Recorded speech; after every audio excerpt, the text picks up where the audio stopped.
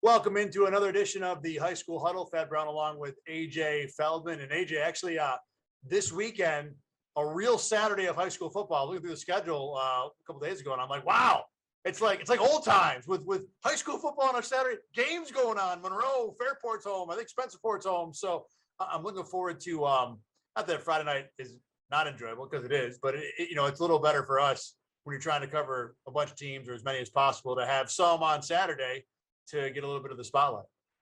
Yeah, some of these Saturday games we've had to go to a little bit lopsided, so it'll be good to get some nice action on Saturday. Plus on Friday, I think there's about 10 games within the realm of our downtown Rochester studio.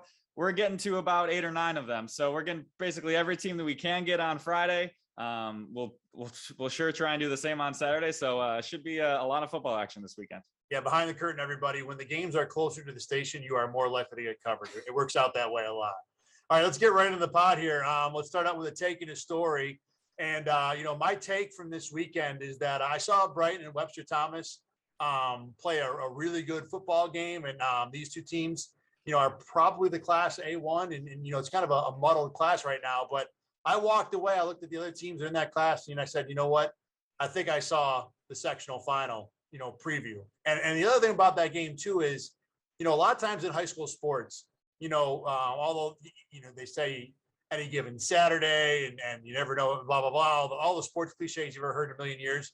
Generally in high school sports, if you play one game and team A wins, team A is going to win like 98% of the time. With these two teams, I would not be stunned if Thomas, who lost 21-14, turned around and won if and when they inevitably meet in the sectional final. That game was super tight. It was a very low scoring early. I think it was either 7-0 or no score at the half, but it was basically a defensive festival going to the fourth quarter. Then all of a sudden both teams just scored touchdowns and we got 21-14. To me, and I'll get into this a little more with the best team I saw, Brighton had just a little more in terms of offensive pieces. But Webster-Thomas with quarterback Eli Adams, to me, is going to be in every game. That kid can flat out spin it.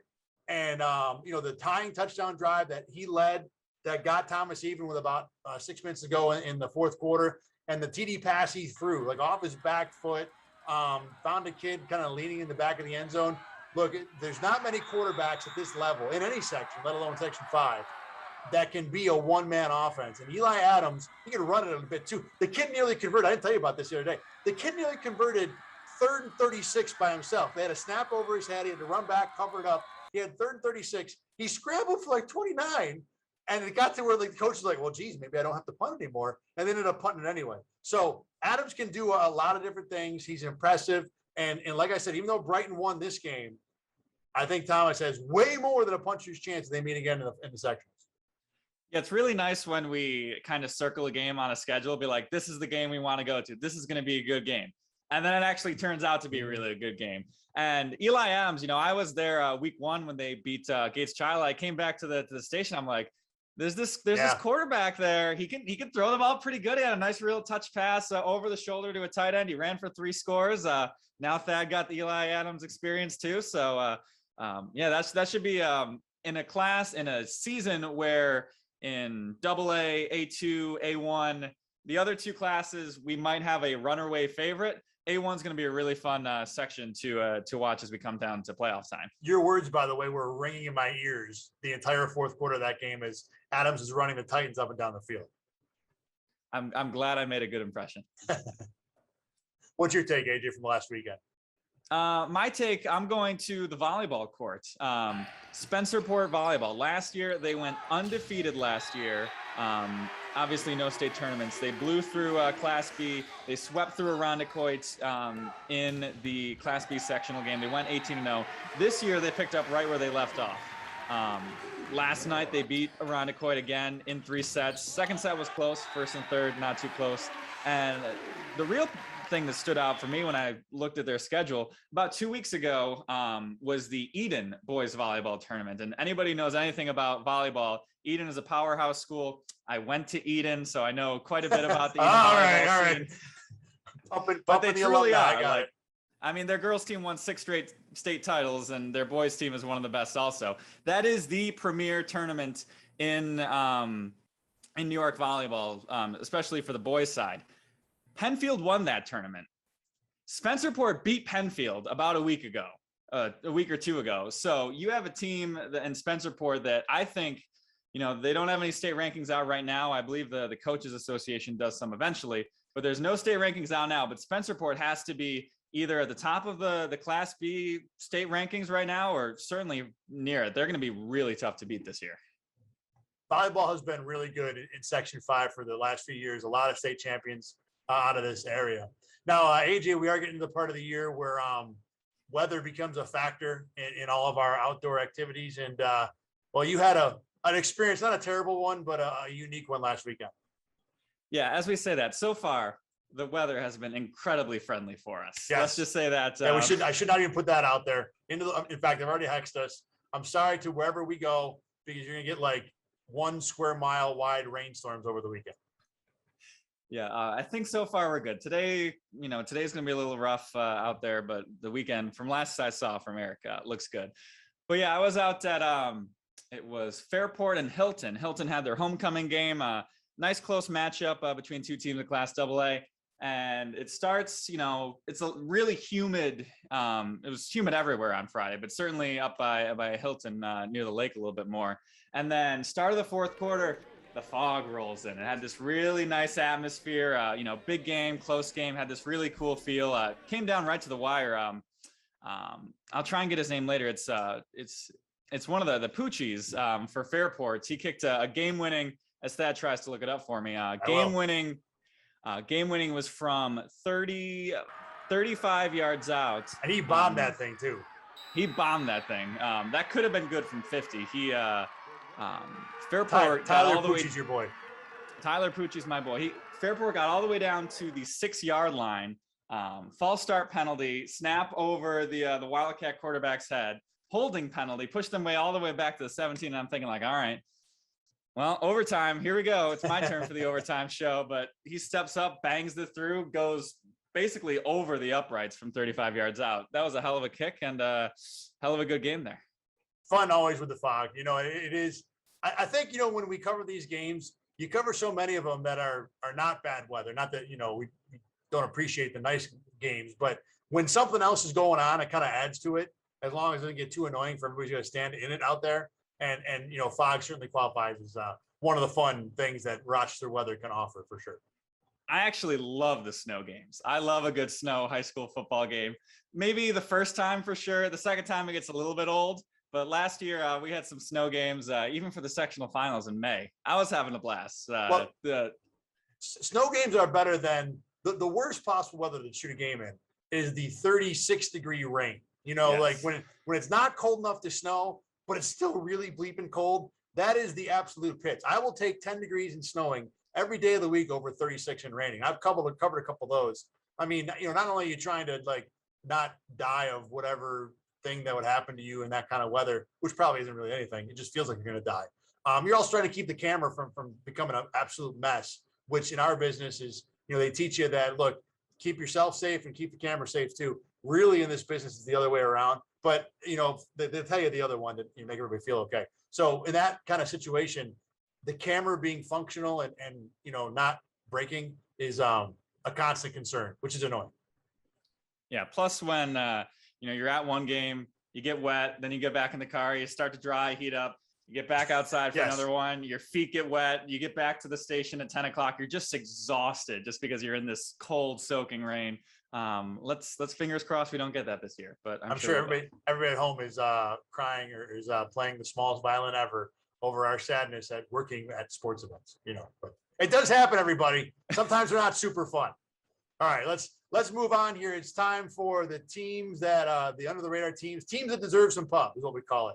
And the team I want to hit on, and normally what we do kind of this part of the show is talk a little non-football, and that's what I'm going to do here because my team that deserves some pub is Spencerport girls soccer. And I know we've kind of become the Spencerport theme show, but whatever, they're good. Deal with it, everybody. They're 7-0. What'd you say? I said beat them. If you don't want us to talk about exactly. So they're 7-0 after a win over Fairport. Fairport really pushed them. Gave them a nice run the other night over at Fairport. Spencerport won 2-0. First game all year, they didn't score at least 3 goals, which tells you kind of how good they are. And I specifically want to spotlight the two goal scorers that I saw, Alina Solano and Alyssa Hackett. Hackett is a bleeping terror. She is everywhere. I mean, just don't get near her with the ball because it might result in non-flagrant bodily harm, like non-callable bodily harm. She's fantastic.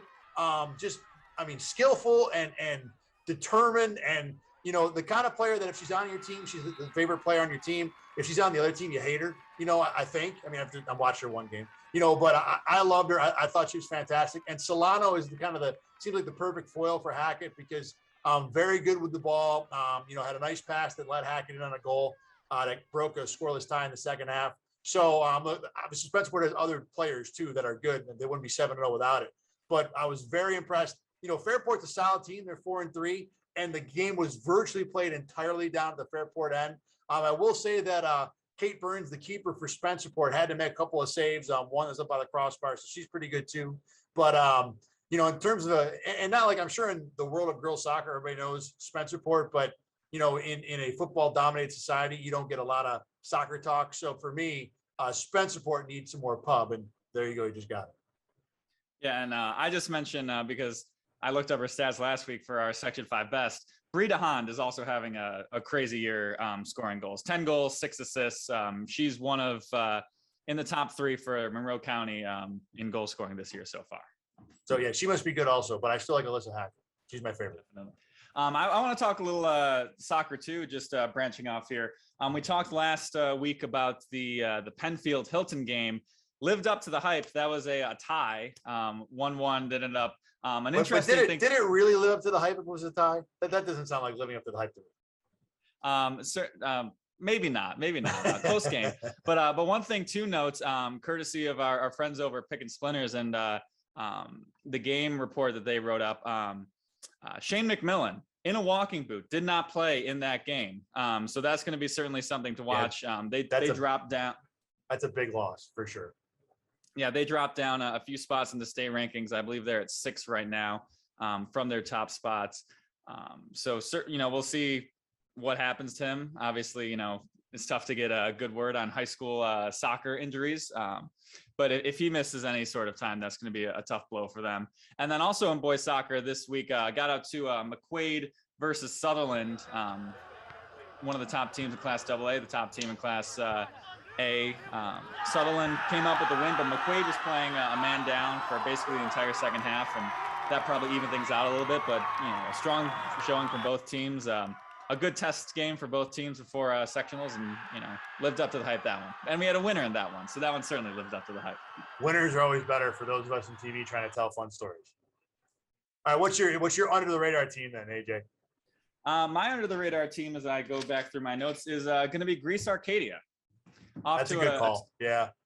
Off to a 2-1 start this year after not winning a game last year. Brian Chinitsky, 4 touchdowns 2 weeks ago. He got the top spot in our Section 5 best. Also a name that Thad had a terrible time. I was going to bring it up.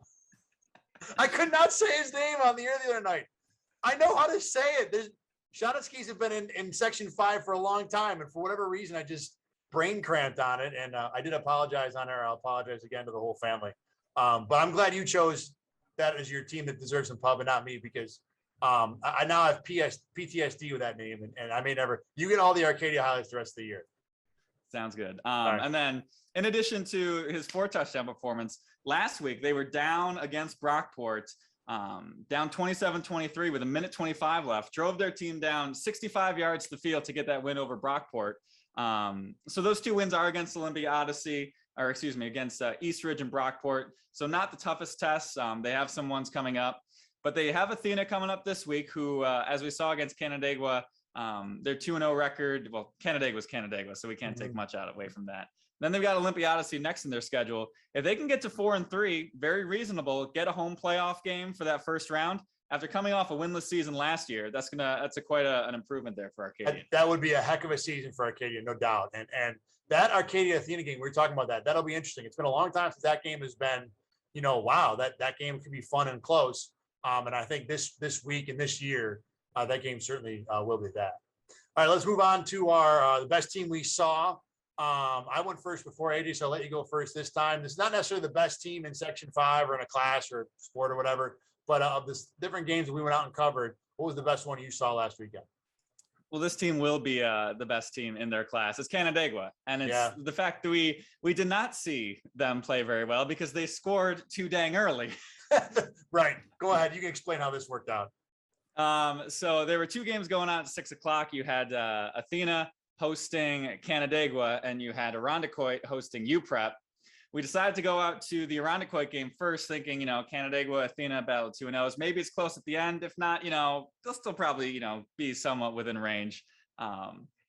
The Canandaigua game actually starts a little bit late because a ref shows up a little bit late, thinking that it's a 7 o'clock start, thinking it's a 6 o'clock. I was talking to Dave Yates, who was shooting the game for Pickett Splinters, our good friend, and he says as he was pulling up to go to the game, he thought the same thing too, that it might have been a 7 o'clock start. I've gotten a lot of that. I will say I've gotten a lot of that this year. Like different people wondering why this is a 6, not a 7. This is a 1, not a 2. I've seen a few of those this year.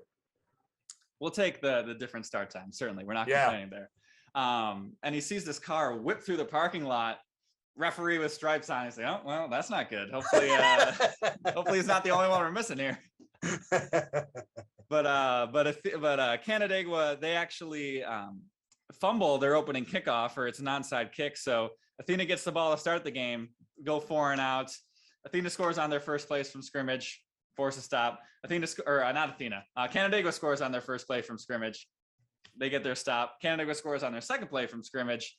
Next time Athena's on offense, pick 6. They're up 3 scores with 2 offensive plays. And I remember we talked earlier in this year about how kind of a lot of the talent from Section 5, at least the notable names, left from last year. Certainly, I did not look at the Canandaigua roster when I said that, because they have a lot of guys back from last year. Bryce Boldrin, their quarterback, Jackson Granick, great wide receiver, Brady Camella. They're going to be really, really tough. They do get that Spencerport game in week 6 last year in the sectional final game, or in the sectional semifinal. Those two teams played. It was about a 2 or 3 score game with Canandaigua. Spencerport's going to have to put up a real tough battle to make it closer than that, because Canandaigua, they're really, really good. Yeah. And as it turned out, so what we ended up getting there, for the third quarter, and what was the score at halftime already? 35-0? 35 zip at the half. That's unfortunately for those of us in television. That's you're hoping for something a little closer, get more relevant highlights, I guess, for lack of a better term. But I think this is the second week in a row they were 28 zip after the first quarter. So they do that to a lot of teams, no matter who you are. My team of the week is the Brighton Bruins, who, like I said, the opening of the show, had a pretty close and interesting 21-14 win over Webster-Thomas. And, we've talked about Brendan Klaskins a little bit on an earlier high school huddle. He's again, one of the few returning, stars from last year. And he's picked up where we left off. He's a tough runner, throws the ball pretty solid, but really kind of the heart of the offense. But to me, the reason Brighton won this game is because they also had Taj Jackson, who, allowed, Brighton to have 2 different ways, 2 different guys they could count on and depend on to move the ball when that game was late and close and relevant and, being decided in the fourth quarter, where Thomas kind of had to rely on Eli Adams, 2-way ability, both throwing and rushing it. But to me, having Taj Jackson, and he's an underrated runner, good speed, very elusive. I like the way he hits a hole. He generally, when he finds space, he hits it pretty confidently.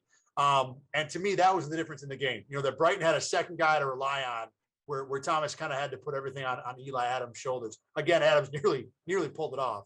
But Brighton is a very good offensive team. They've played a couple low-scoring games, so they're solid defensively too. And again, this is going to be a match, I think, or a rematch, a combination of teams we're going to see again in sectionals. But I was, obviously very impressed with Eli Adams, but, Brighton came away with a W, and that says a lot about where the Bruins are at so far this year. AJ, let's look ahead to the weekend. What do we got on tap coming up for, week number 4 of the football season? We're already halfway through, and same goes for soccer and everybody else. So we are, 50% of the way done with the fall season already. Yeah, and after this week in Class A for A1 and A2, they've got that extra playoff game to get to state. So they're actually only having a 7-week season. So after this week in Class A, we actually are going to be more than halfway through. And we'll start right there with Class A, with the team you just mentioned, Brighton taking on Schrader, another battle of unbeatens. Schrader, their 3-0 is not as resume packed as Brighton's 3-0 for sure. So Schrader gets a good chance to prove themselves against a good Brighton team. And Brighton, after this Schrader game, their schedule certainly eases up. They've had a really, a good slate of teams in Class A1. So if Brighton can get past Schrader, undefeated regular season certainly looks in their future.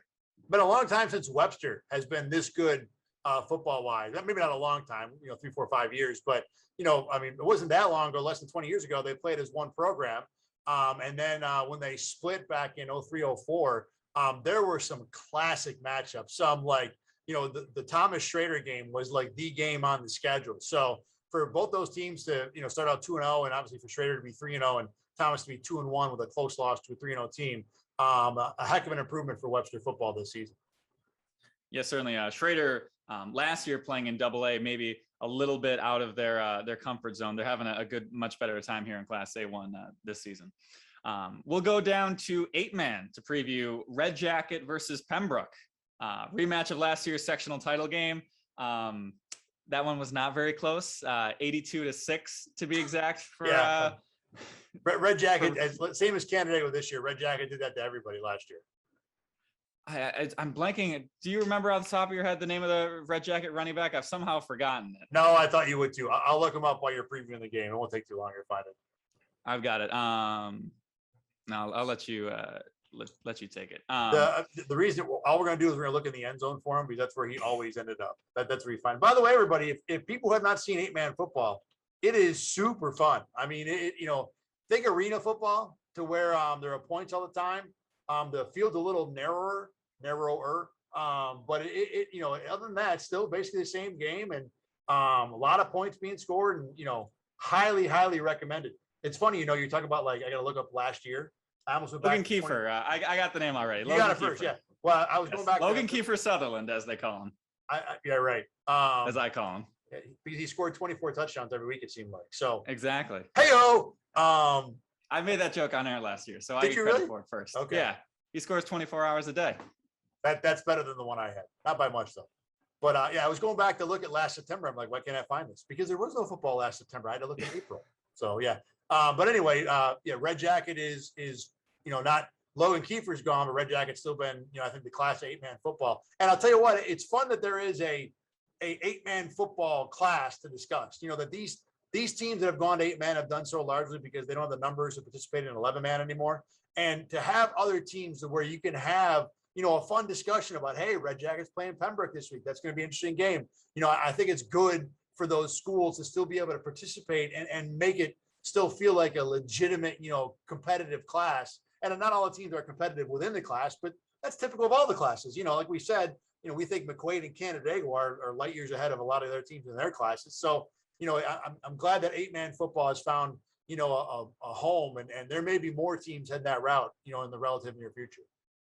Yeah, and we mentioned how much of a blowout it was last year. Right now, Red Jacket is the #1 team in the state. We do have 8-man state rankings. Pembroke is number 4, so we think this is going to be a good matchup here.